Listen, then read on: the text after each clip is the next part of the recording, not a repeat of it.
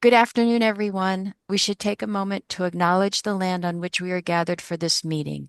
For thousands of years, this land has been the home of the Patwin people, including the Yocha Dehe Winton Nation today.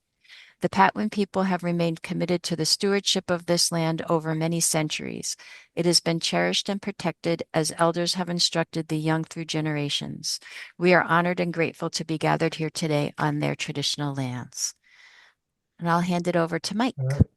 Thank you, Joan, and welcome everybody. It's a good day to be indoors talking about gardening, and hopefully we'll get some nice weather in a day or two, and this bit of rain will help our gardens along. So today we have Janet Arias and Joy Sakai, two Yolo Master Gardeners, are going to talk about composting. And I think we've done composting most years, different people, maybe a little different perspective. Really happy to have Joy and Janet with us because they're very experienced gardeners. But compost is really important stuff to add to your garden, probably the most important thing. And they're going to tell us how to make our own. I think you can probably make better compost yourself than you can buy. But we also usually have to go out and buy compost if we're, using it liberally as we should. And I'm sure they'll give us a few tips about how to use it. So with that, Janet and Joy, it's all yours. Thank you, Joan and Mike. So we are master gardeners. We have been teaching this class for quite some time. And this is going to be kind of interesting because Joy is a scientist. She's a retired pharmacist.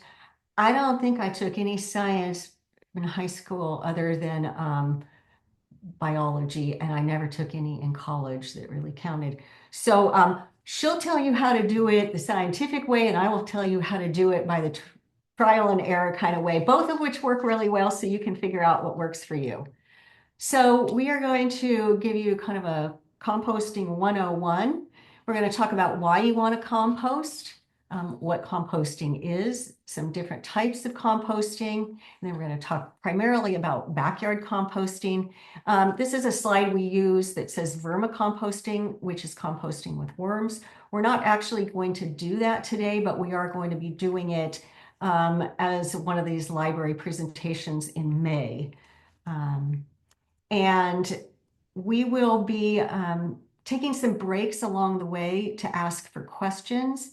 But if we don't get to a question and you have something, put it in the chat. Although we weren't able to, we were working with Joan ahead of it I think we on can getting do our chat. screen. I'm not sure our chats are going to show up. So Joan, maybe you and Mike can monitor. And if there's questions that you see popping up that we should take a break and answer, let us know, please. Okay, so as Janet alluded to, there are lots of ways to compost. Basically, compost by definition is the managed decomposition of organic materials. And you might ask, how do you know what an organic material is? It's anything that includes carbon, hydrogen, oxygen, nitrogen, phosphorus, and sulfur. That's what makes up the human body. That's what makes up the bodies of, 99% of every living thing, including plants and animals. So it's a process of transforming food, anything that we waste that is organic, food, plant, paper, um, into nutrient-rich, decomposed um, organic material. So when we do this as a practice, we organize it all in one place and we try to set it up for the most efficient breakdown, which includes having air and water uh, and the decomposing material all balanced. And this kind of decomposition, the whole idea is to get it done faster than it would get done in nature.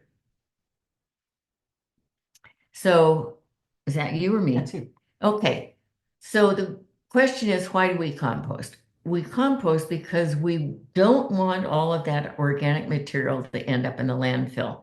When it ends up in the landfill, it produces greenhouse gases, and we'll talk about that in a minute. And it also, we compost because adding organic material to your soil is fabulous. And we talk about it being good for the garden. It really is good for the soil. And if you want a good garden, you got to take care of your soil. It's also can be rewarding and good exercise. So it's good for you, good for the soil, good for your plants, good for the environment. Okay, I don't know how that got green, or maybe I did that. I don't know. But anyway, this is a photo from the air of a landfill, and the dark red areas are where production of methane is happening. Methane happens when organic material decomposes without exposure to air. And methane is the worst possible greenhouse gas. It is a lot worse than carbon dioxide. So the key here is when organic materials break down without oxygen, and we call that anaerobic decomposition, you get methane, and that is awful. So um, we try to compost in a way that does not cause methane production. Okay, landfills are responsible for a third of human-related methane emissions. Not good. And so we see, and this is a picture of a landfill somewhere, and people have studied what goes into landfills, and you can see the percentages of that here in this image.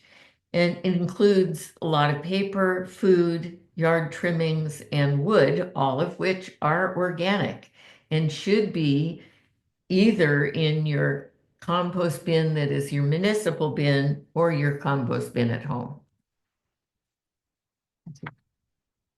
This you? No. Okay, so compost in the soil reduces soil compaction. Why would that be? That's because once it's broken down, it improves the granularity of your soil. You'll get air pockets where you need oxygen to the soil, in the soil. Those air pockets help soil retain water, and it reduces water runoff, prevents erosion. But one of the most important things is it supports the nutrients that soil microbes need, because microbes in the soil are what make good soil. And remember, good soil makes good gardens. And so the compost via the plant microbes give your plants the nutrients that they need when they need them. Okay, so healthy soil.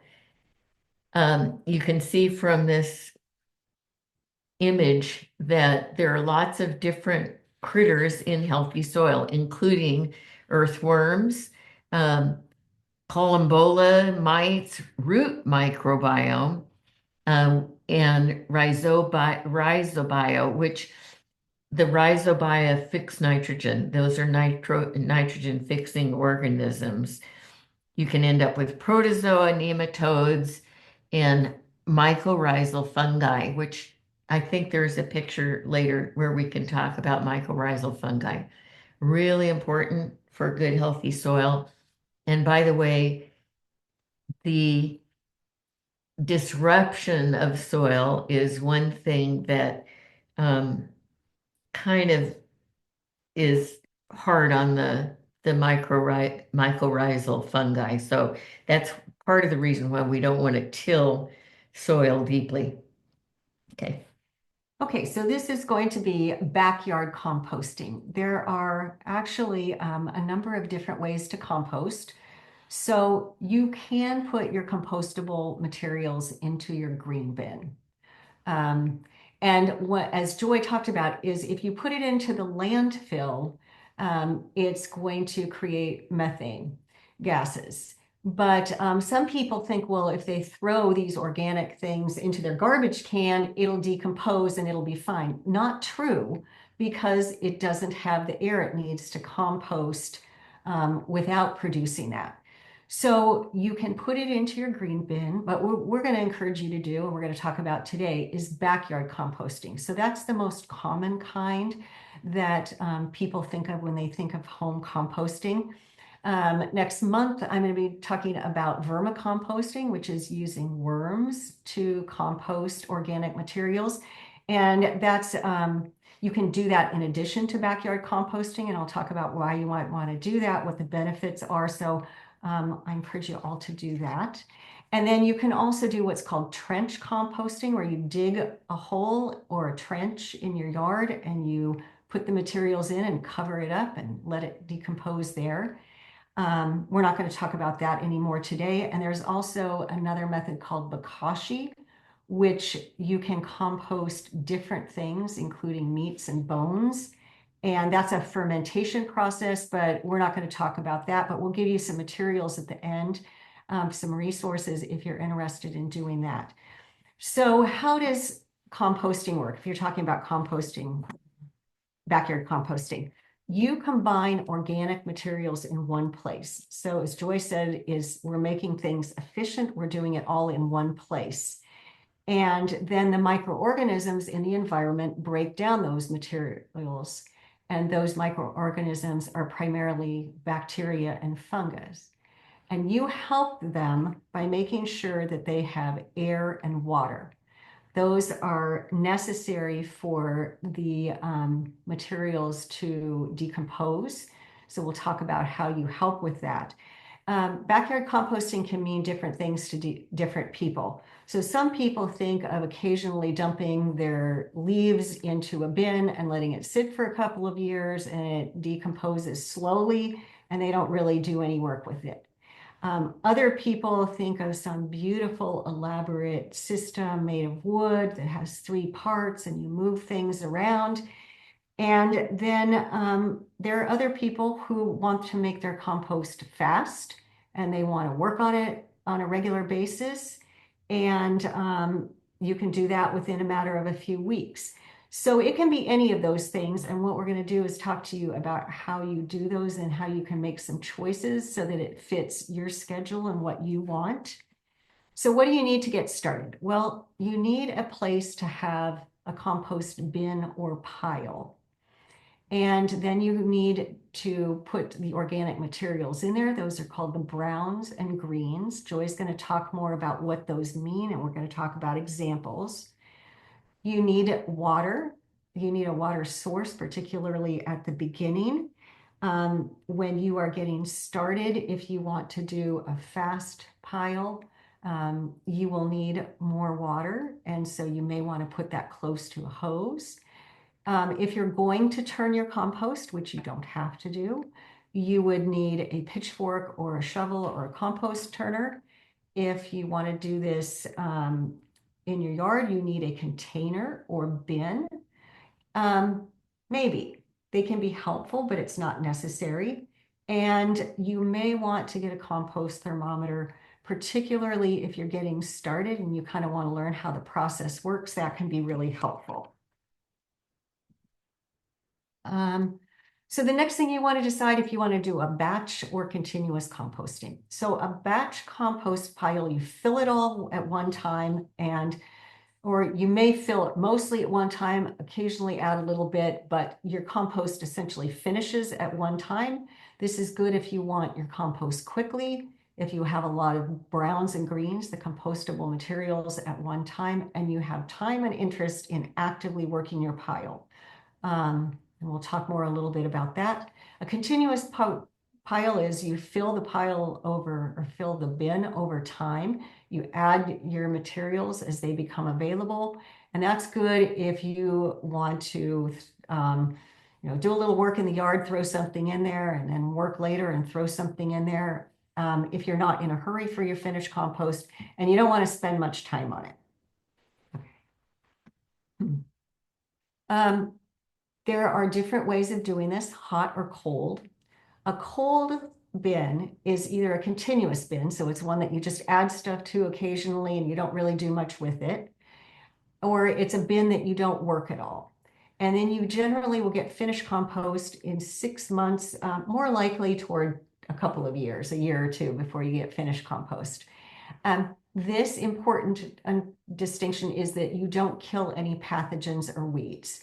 So if you're throwing weeds into your pile and they have seeds, you may end up with those seeds still able to produce new weeds in your garden when you lay out your compost. A hot compost bin is a batch bin. You build it a one time according to certain kind of rules, and you can have finished compost in 2 to 4 weeks. And I know that seems really amazing, but it really does work. And it will kill most weeds and pathogens because it heats up. Okay, so where do you want to compost? Do you want to do it in a place that's level and well drained? You can do it on soil. You can do it on your lawn. You want to do it in a place that's convenient for you, particularly if you're going to do a fast batch. You need to have adequate space. You want to be sure, particularly if you're doing a hot, fast one, that you have room to move your bins around because you'll have to do that. You want it within range of a hose if you're going to do the hot one, particularly because you're going to want to wet it sometimes. And then if you're worried about where you put it so that it doesn't look bad for your neighbors, you might want to think about how it looks from the street. I look out in my backyard and I see my bins and I actually like them, but maybe your neighbors don't. Okay. Okay, so when we lived in Visalia, I had a very informal compost pile in.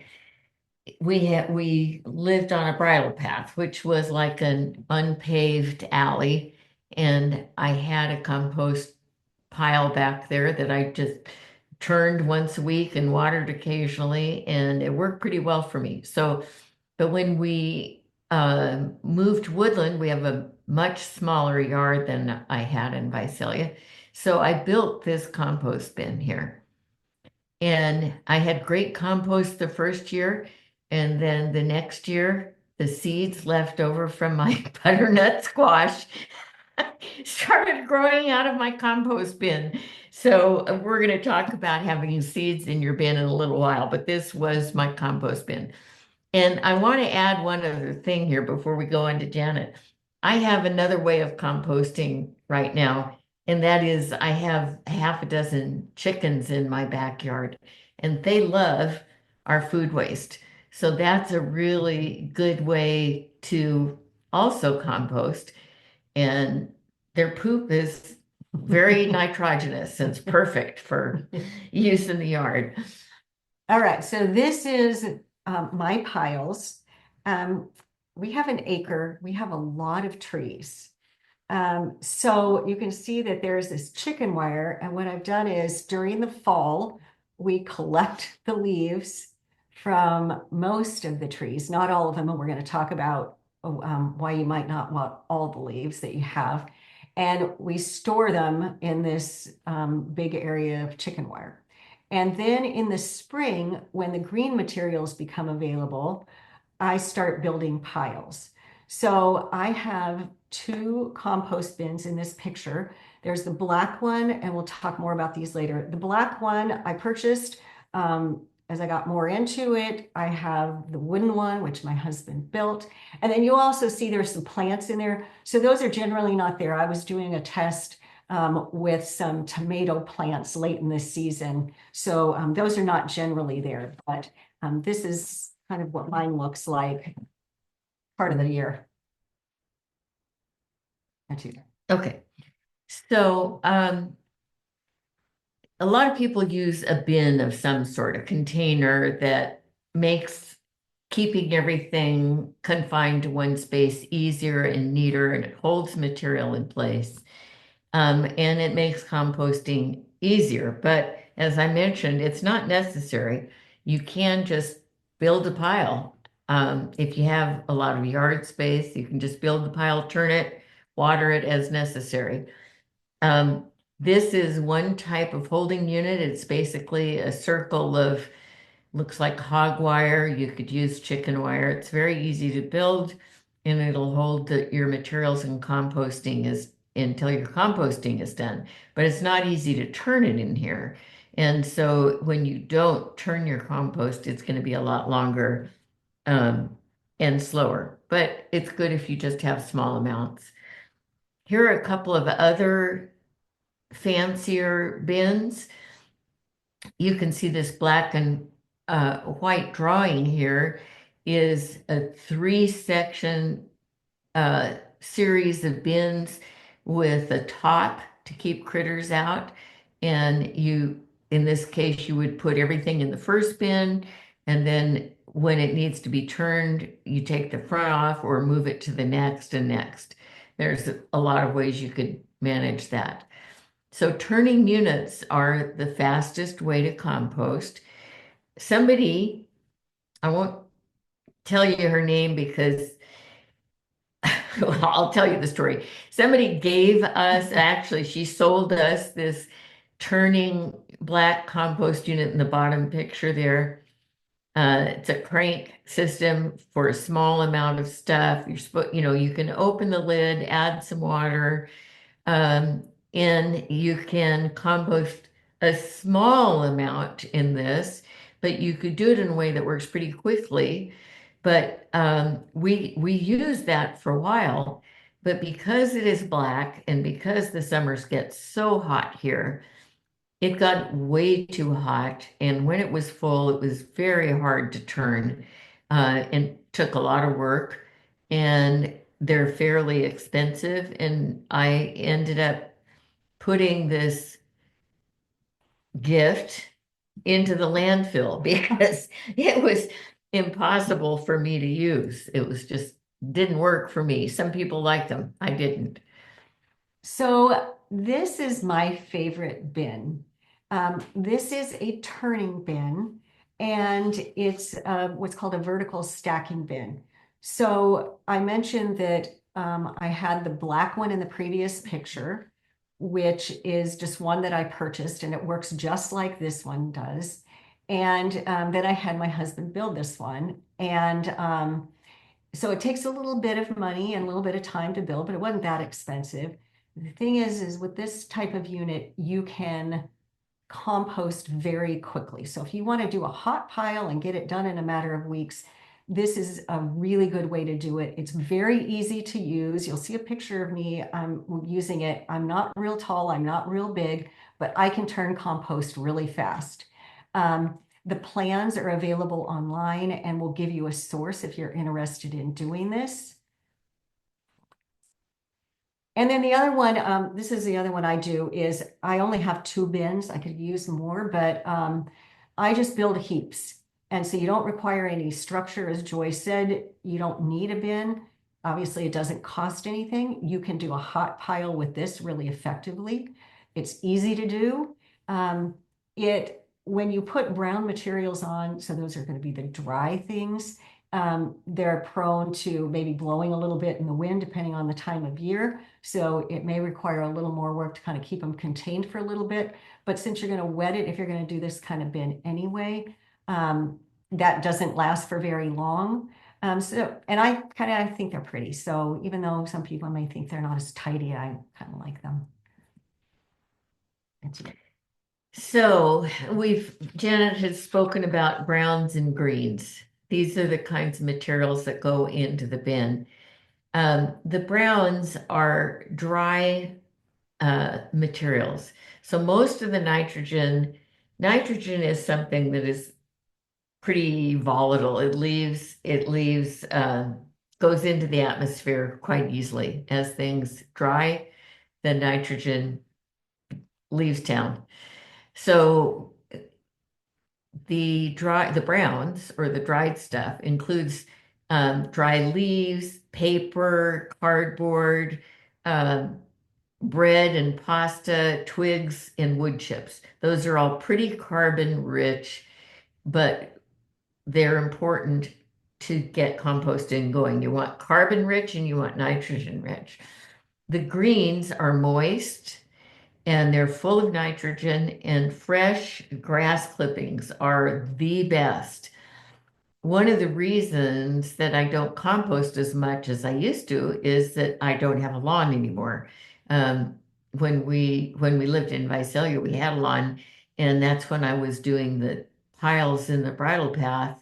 And you could, if when you got the different layers of compost going, on a cool morning, go out there and see steam coming off of it. So um, fresh grass clippings, garden vegetation, fruits and vegetables, and coffee and tea are all fairly nitrogen rich, and they're damp, they're moist. So yeah, Can I interrupt for a minute? sure. So one of the things people say is like Joy is if you do not have grass clippings, which are really great, you can often, people are trying to get rid of theirs. They're going to dump theirs into their green bin. You can ask your neighbors, but you'll want to know, do they have weeds in their grass? Do they use some sort of fertilizer that's non-organic if you want to have yours be organic? But that can be really effective if you're interested in doing that.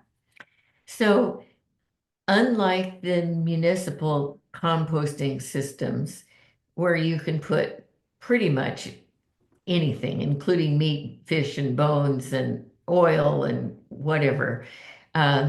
When you have your own bin, you don't want that in there, and we'll talk about the reasons why you don't want oil. Um, I personally, since I have a dog that I take very good care of and doesn't have pathogens, I used to put dog poop in my compost pile, but they don't, it's not recommended. You also don't want to put in compostable plastic because a lot of times what you get is little microplastic stuff in there that never goes away. Um, Fireplace ash is not recommended, and other organics that won't decompose easily. And I'm going to talk about those, I think, on the next slide. And poison oak. That's not the only stuff you don't want. You don't want pathogenic plant material. So if you have, for example, a tree with a fungal infection, a lot of times trees can live quite a while with fungal diseases, but you certainly don't want to put those leaves into your compost bin, or any kind of animal or plant harmful to humans or human concerns. What is that? What are we talking about there? I don't know, you wrote it. Particularly used for species that damage. Okay. Well, I think that's where stuff like poison oak comes in. And then you also really don't want certain really pesky weeds. It doesn't matter if you're making a hot pile or not. There are certain weeds and plants that you just don't want to put in. And a good example of what not to put in is peach leaf curl. Oh, you got that. Yeah. Here, sorry. Yeah. Jump the gun. That's okay. So I've put a few photos in here, nut sedge and oh God, come on, Joy. This stuff.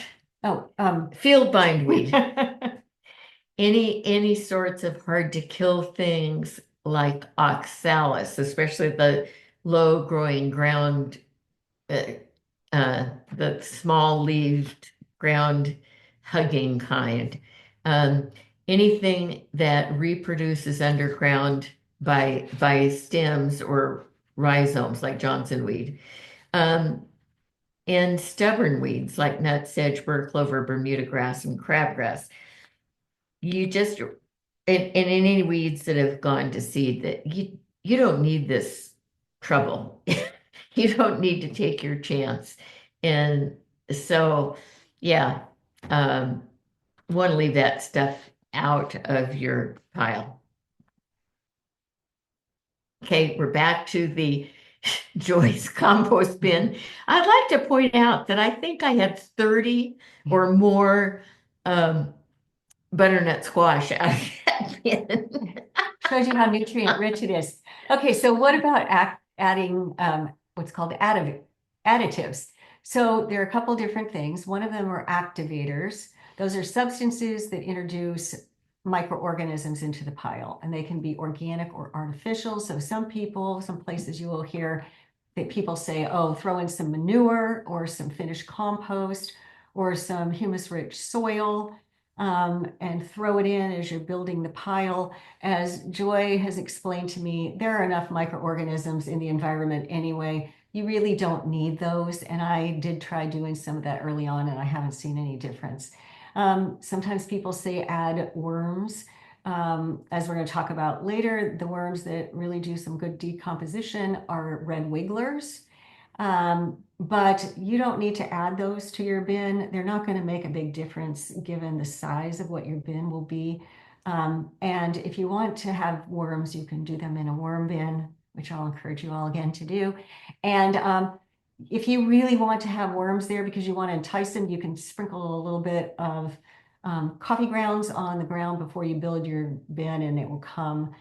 And so basically, no, you don't need additives. Next. I thought we had one. Can we go back for just a little bit? Some people talk about adding substances that will control the pH, like bone meal or limestone.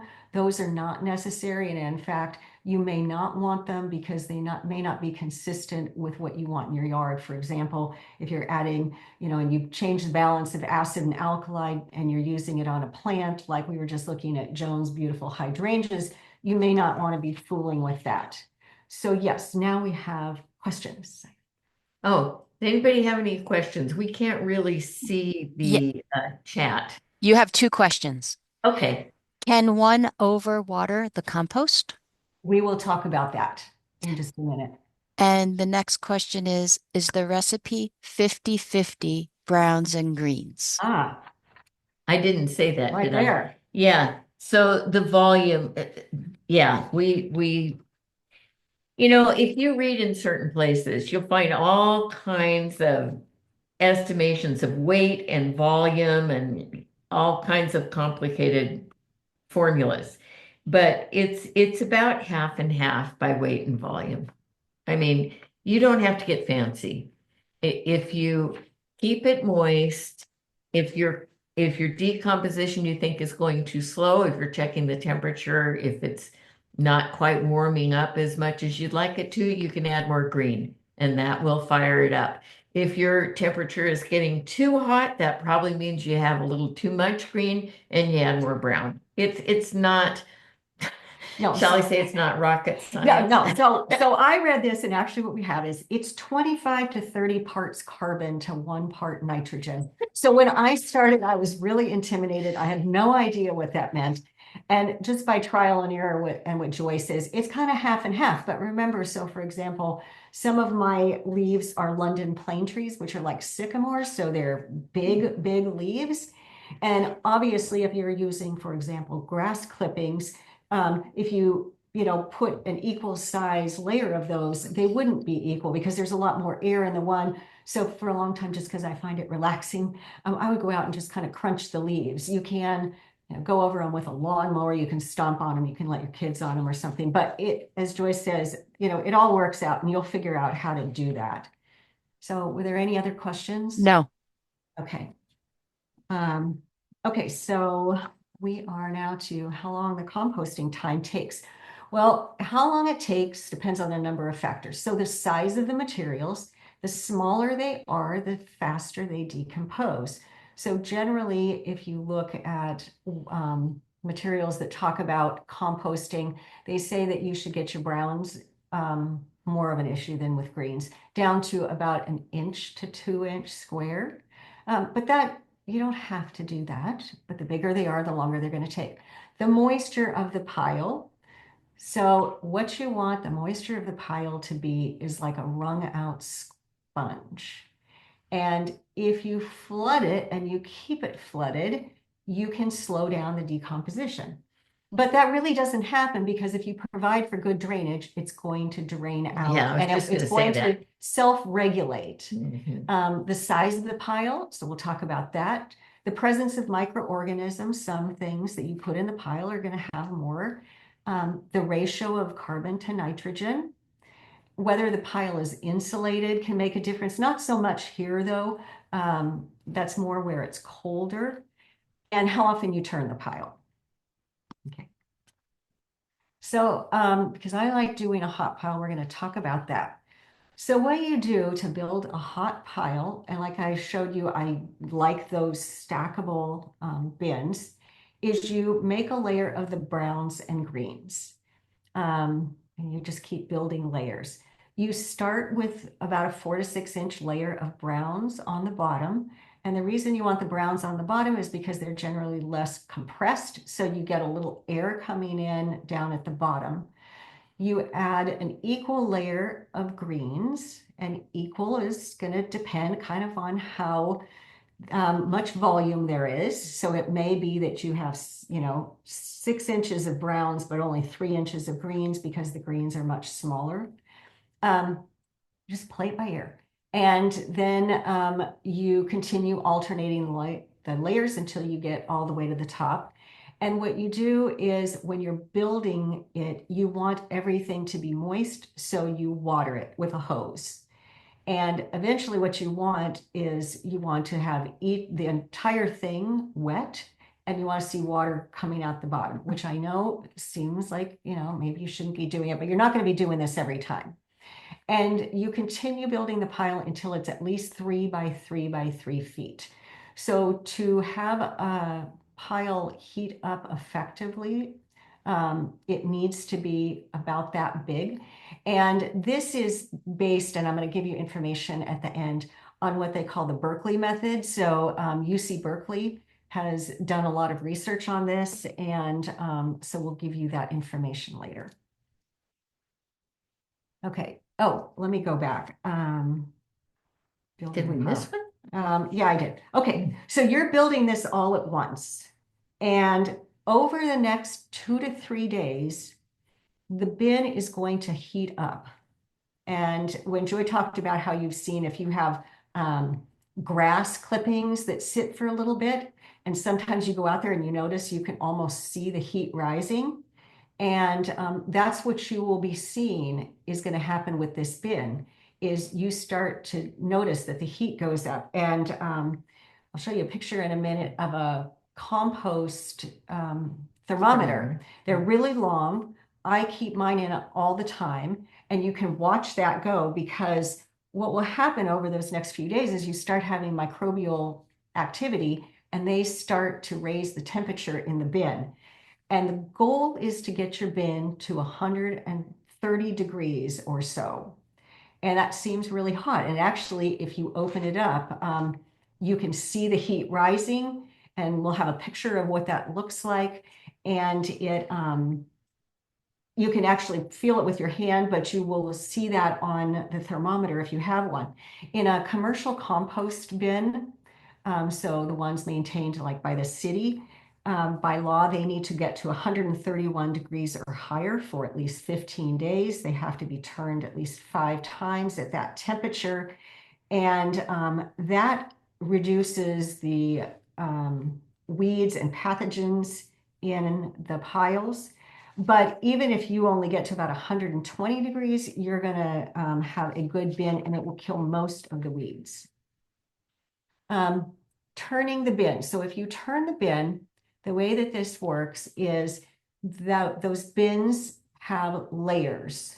So when you're building the bin, you put one layer down and you build in there, and then you put the next piece on, and then you build on that, and you build on that. And then when you turn the bin, you take off the top piece, you put it next to the one that has the materials in it, and you're going to take everything out of one side and put it in the other, and you're going to build. So you're basically going to rebuild your pile right next to it.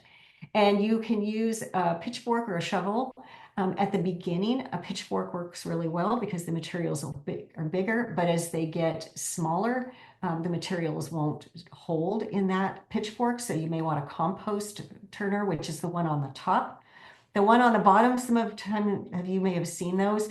You stick them in a pile and turn it around. But my understanding is they are not very effective, and given the way that turning works, I'm not sure how they would be particularly effective. So when you turn the bin, like I said, the Berkeley method, you turn it at 4 days and then you turn it every 2 days afterwards. So that's the optimum to get you finished compost in 2 to 3 weeks.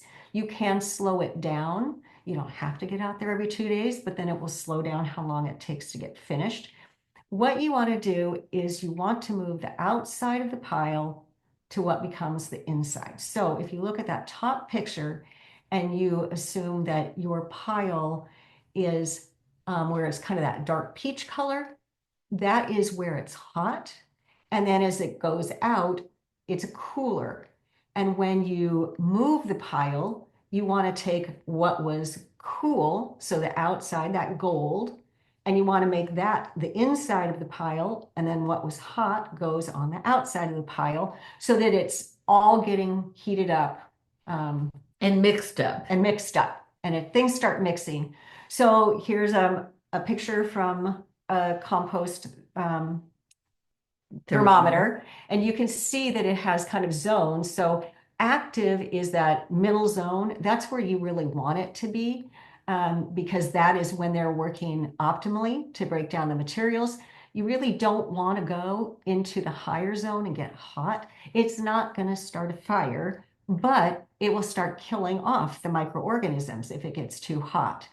And this picture on the right is, you've probably seen that like in grass or something, but you'll open up your compost bin and you will see that. And that's a really great thing. And Joy's going to tell you what. It's the mycorrhizal fungi. And that is a very, very healthy thing for your soil. It's why it's kind of nice sometimes to leave fallen leaves on the top of your soil to deteriorate in your garden, because this is a fungus that's really good at breaking down organic material, and it's good for soil. I don't know if any of you have heard of, I love this expression, the wood wide web.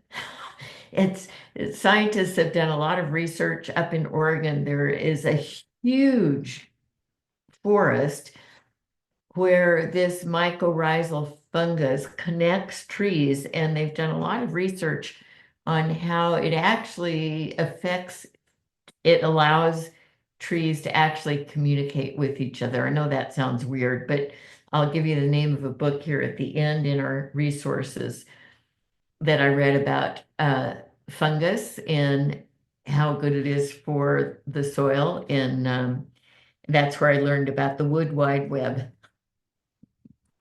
All right, so monitoring your bin, whether you're doing a hot or a slow bin, you want to go take a look at it periodically. If it is decomposing too slowly and there's no heat and you want to speed it up, you add more water and more greens. So those are the nitrogen-rich things. If it is too hot, like above 140 degrees, you want to slow it down, so you add more browns. With regard to moisture, you want, again, the contents to feel like a squeezed out sponge. So if you grab a handful and you squeeze it, water should not be dripping out. If you have too much moisture, that slows down the decomposition and it prevents the pile from heating up. If you have, did I say too little? Too little moisture does that. If it has too much moisture, the temperature will drop and it drives the air out and it washes away nutrients and again slows it down. So you just want to monitor that on a regular basis. With regard to adding materials, if you want to add food to your materials, and this is one of the biggest issues that people don't like about doing compost bins, is they say, I attract animals. So like I said, I live out in the country. We have all sorts of critters. I have never had a problem with mine. And even though some of them, my piles are in bins, some of them are just piles. And the key there is bury the food. Be sure that you're burying the food down in the middle of the pile, at least a foot down. And that should take care of that. And let's see, if you have a bad smell, it is also possible that you have Methane. methane, and Yeah. there's no air. Basically, you have Yeah. an area. So for example, if you have, again, like if you use compacted wet grass and it all clumps together, you can get a smell for that. So you need to break that up and maybe add some more brown materials. And if you have insects in there, don't worry about it. That's a good thing. They're going to aid in the decomposition and they'll disappear by the time your compost is done. So I don't know if you saw back there a few slides ago where Janet was demonstrating the turning system, but you could see that that compost was almost done. It has a dark brown, earthy look, and it smells earthy, and you're likely to see that it has attracted some worms and maybe other critters, and it gets a dark and I mean, it looks like really good dirt, basically. So, and that's a good sign that you're done. Okay, I wanted to talk a little bit about nitrogen because I find it really interesting. One of the things that compost does is in the soil, it helps with nitrogen fixation. You know, nitrogen is in the air. It's about 70%, if I recall, of our atmosphere. But that nitrogen gas in the atmosphere is not usable by plants. It has to get into the soil. And it gets into the soil when we add organic materials, nitrogen-rich materials, and we have taken care of our soil so that we have organisms in there that can change the nitrogen into usable compounds. And so one of the important things is nitrogen fixation with certain bacteria that can alter the nitrogen into usable forms. Sometimes those uh, organisms are found in the roots of nitrogen fixing plants like legumes. And, you know, it's one of the important reasons for adding compost to your soil is that you are feeding the organisms in the soil so that they can fix nitrogen to feed your plants. So that's an important part of what you do when you add compost. Um, so depending on how much compost you get, there's lots of different things you can do with it. My husband went to the dump today and picked up the manufactured compost that comes from all of our municipal green bins, and you can use it as a soil amendment. Um, you can turn it into the first couple of inches of soil before you plant, or you can put it around the drip line of your fruit trees to nourish them. You can use it as in raised beds as part of your um, the mix of your raised beds. You can spread it around on the ground. Um, I mean, really, I think it's really good for your soil to just use it everywhere you have bare soil. Um, and and then we could talk about the importance of mulch later. That's not what this subject is here. All right.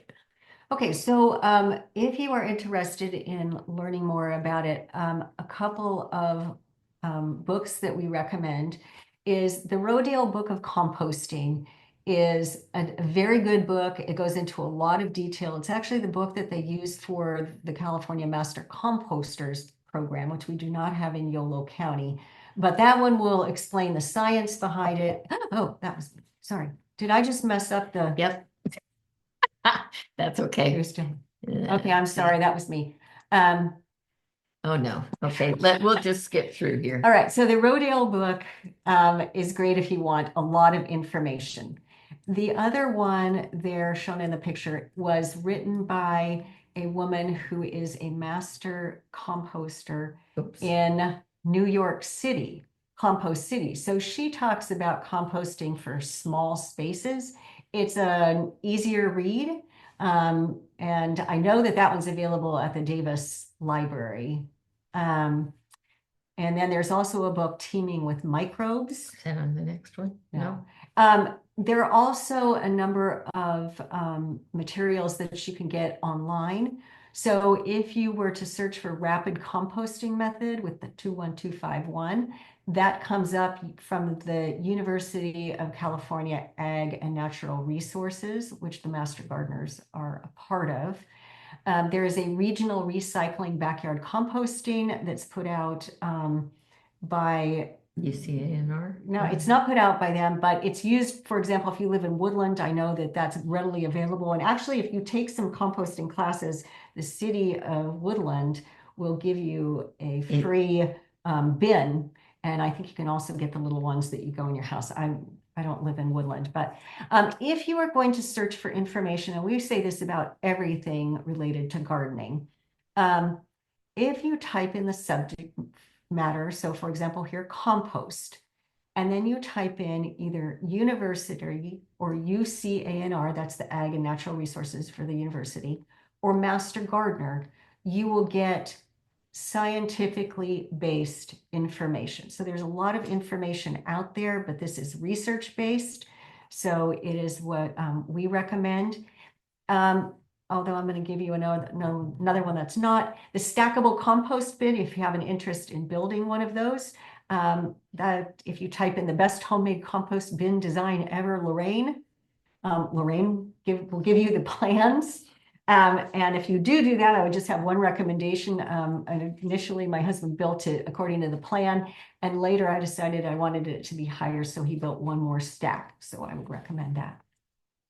Okay, this is the book I was mentioning called Entangled Life, How Fungi Make Our Worlds Change and our mind change our minds and shape our futures. This guy is a mycologist, and it's a really interesting book.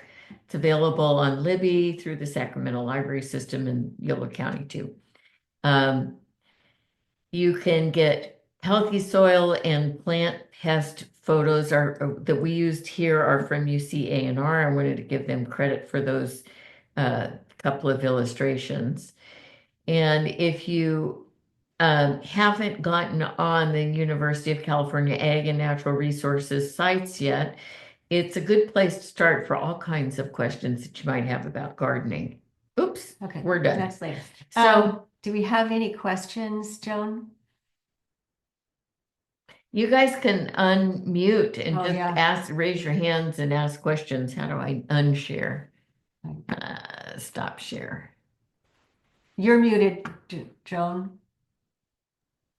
There were no more questions, but if anyone has a question, please unmute and ask.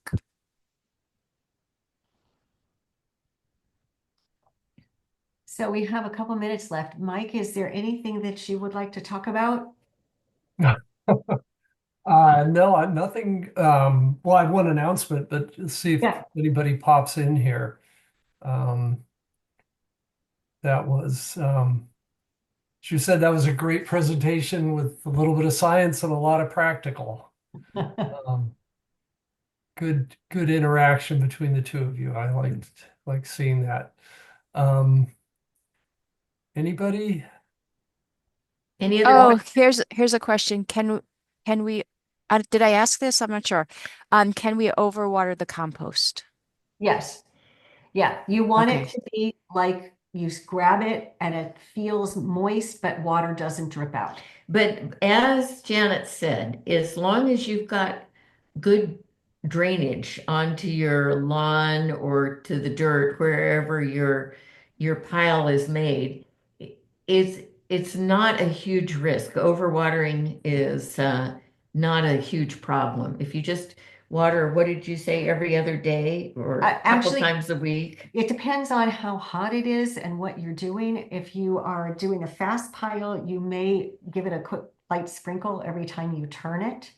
Um, if you're doing a slow one, you can, give it a little water occasionally and see what happens. So no, often they dry, but that's just means they're going to slow way down.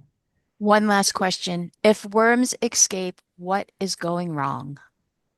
If worms escape, well, if the worms are escaping from a compost bin, I don't know if maybe It the could be person too who asked hot, that. it could be too Well, wet. Yeah. actually, they should. Kay, are you there? Here she is. Yes. Okay. Yes, I'm here. Okay. Okay, so Yes, there were some worms in the compost bin, but then they started leaving. Is it because it's too wet? it may be because it's too wet. So worms breathe through their skin. So if you go outside after a rain and you see them and they're stuck on the driveway or the sidewalk, it's because they try to get out from that moisture and then they die because they get lost. And so if your bin is too wet, it may be that. It also is if it gets hot, a hot bin, they generally move out, but they don't disappear, but they may disappear, but that may be a good sign. Okay. So it could be a couple of things. I bet you the most likely thing is that they got temporarily too wet. So Yeah. you do want to make sure that you have adequate drainage in your Too much green in there too, maybe? Well, yeah, it's Yes, possible. because that's going to cause it Because to, that gets more moisture. it gets more moisture, but it also gets hotter. Okay. Okay. Thank you. But if you like worms, again, come to the vermicomposting talk. Dave, did you have a question? Yeah, can you hear me? Yes. Okay, I didn't hear anything about allopathic leaves and specifically like eucalyptus and walnuts. Oh, I was going to mention that. Um, I said that I was going to get to that later when I was talking about some things that you might not want to put into your bin. There are certain plants that have a really high concentration of essential oils, like eucalyptus, some of the native California plants, and those oils prevent them from breaking down very easily. And so, yeah, you might want to avoid a lot of eucalyptus. And when I was doing this, um, if you prune your lavender and think, well, I'll just chop this up and put it in the bin. Things like lavender or certain native California plants might be too full of those. Um, Basically, I think of them as essential oils, a lot of oils. They just don't break down too well. Bay leaves Yeah, are another bay good one. leaves. If you have a laurel tree that, yeah. So those things can kind of slow the process down a bit. Helga, did you have a question? You can unmute. Okay, Helga had their hand up, but they don't. I guess that's it. Okay. All right. Well, Joy and Janet, thank you very much. Janet, do you remember the date of your Yes. talk on vermiculture? Not a month from now, right? A month Uh, ago. May 22nd. Okay. And So, Jennifer's hosting. I won't be here. okay. I wanted to let you folks know we'll be marketing it, but I am at this point trying to put together a class on weeds that will be an in-person class with John Roncaroni. So there's not very many of you here, but I wanted to let you know that keep an eye on the Master Gardener webpage because those in-person classes will be there on the website. All right. Good. I And did. we're actually doing a session on weeds in June, I think. So Okay. You can never get too many classes on. you can never get too much about weeds, that's for sure. All Helga, right. Yes. Helga's Oh. here with one last question. Oh, Yes, I'm sorry. I couldn't click on the mute earlier. Sorry about that. I just wanted to ask about vertical stacking bins. Yes. The lady on the right, I'm sorry, I forgot your name. Are you Joy? Janet. Well, I'm Janet. Joy, but Janet is the expert on vertical stacking bins. Okay, Janet. Do you have any recommendations on somebody who would be willing to make those bins for me? I don't. Okay, that's okay. They're quite simple. I mean, all it takes is some pieces of wood that you have somebody who can cut them and some screws. Helga, have you ever heard of TaskRabbit? Yes. You might look I've had TaskRabbit because I'm getting older. My husband's getting older. And so, we signed up TaskRabbit not too long ago to do some moving help. Now, I can't recommend anybody as a master gardener, but when the other thing you might ask about is someone that does handyman work in Okay. your area and see if you can. I mean, I assume you're not comfortable with screwing in screws and cutting wood. I have Or I have a hand and I'm sorry, finger and a wrist injury, so my good hand yeah, is out of yeah, I order. have rheumatoid arthritis too, and so yeah, I think uh, Okay. look for a handyman. Okay, I'll Save do that. yourself. We're starting a community garden out in Rio Vista in Solano County, so Oh, I'm good. looking for somebody to make a few of them, or yeah, Oh, I think a that's a few of them. great idea. Yeah. Great. And then also, my second question, if I still have a second, is there a particular time of year that's better than another to start a compost pile? Because I started one in Vallejo, and in about 9 months, it was black gold, beautiful compost. And I just can't get it right out here where it's much hotter in the summer. You know, I tend, because I have all the leaves, so I tend to collect the leaves in the fall Hmm. and then wait until the spring. So, for example, with our weird weather, I just pulled out a bunch of my winter vegetables because they all bolted. Yeah. So, and those are not weeds, so I can throw those in the pile, and it's a great time to collect grass clippings, either your own or from some neighbor. So that's an easy way to do it, is to start one then.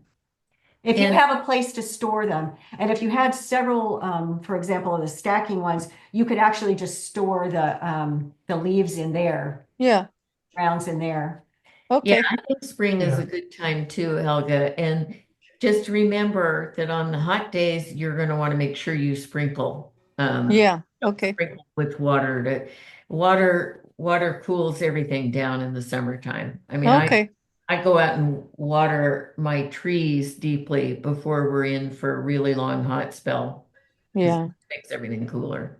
Yeah. So I And lost I a, think the other thing in the summer is to see if you can put your compost pile under a tree in the yeah, shade. keep it in the shade. Um, I don't do the batch composting here just because I don't have that much day one time. I just do it and add it as I have it. But it works through the year because mine's under a tree, I think. how So big try of a that. tree, just so that it shades the whole pile? Yeah, exactly. And Okay, if it's yeah.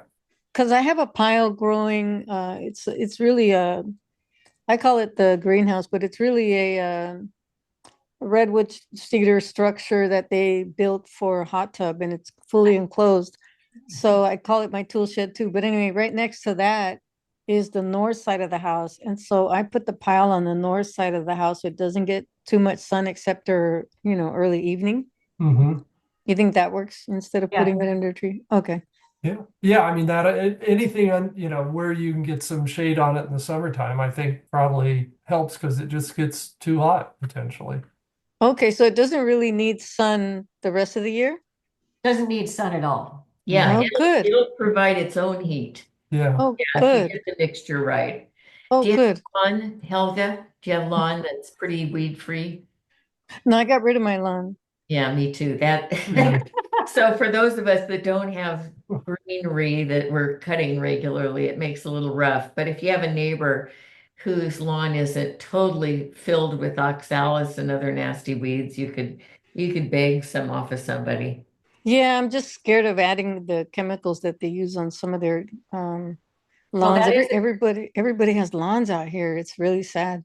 Well, But that thank is you the so much. question is, you want to find out what they're using on their lawn. And like, Yeah. you want it to be organic, like I want mine to be.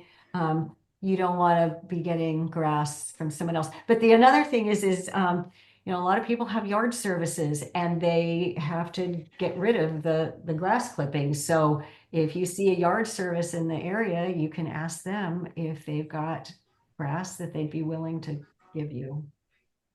That doesn't have chemicals. Yes, Well, yeah, I mean, it's not the worst. herbicides are not the worst. They're not pesticides, and they do tend to break down. But yeah, I mean, I think that if you see that your neighbors spray frequently, I'd say, yeah, forget it. Yeah. Yeah, I do have a set of teachers that I don't think they do anything to their lawn. They just water it. So maybe I'll ask them. Thank you Well, so The much, one thing ladies. about it is if you get grass clippings, you want to use them pretty much immediately because if they sit for a day or yeah, two, they dry out too they, much. well, they either dry out or they start to clump together. And then when they clump together and you put them in your compost bin, they get smelly and messy and they can be hard to break up. So you want it when it's really fresh because then it mixes in with the dry materials really fast and easily. Oh, because it's not wet. Mhm. Oh, okay. Well, That's good Well, to so know. even if it's not wet. No, while it's still green and loose, it's going to Yeah. make it better than if it sits there and starts to settle and the air is out of it, is I think what Oh, you're Yeah. saying. okay. All right. Good to know. Thank you so much, ladies. I love this presentation. Oh, thank Thank you. you. Yeah. So Mike, what's the next? Good job. All right. So good. Next session, which is April 10th, Dr. Sang-Bin Lee, who's a UC entomologist, is going to talk about social insects, ants yeah, and great. bees and termites and Wasps. wasps and how they Mhm. sort of fit into the garden. So Yeah, it's gonna be don't miss good. that. Yeah, don't miss that. That's gonna be great. All right. Thanks, Thanks for Thank coming, you. everybody. Bye, All right. everybody. Thank- Bye. Thank you. It was Thanks. Have a great. good Thank day. you. Enjoy, Bye. Jen. Thank Thank you. Have you. fun. Bye.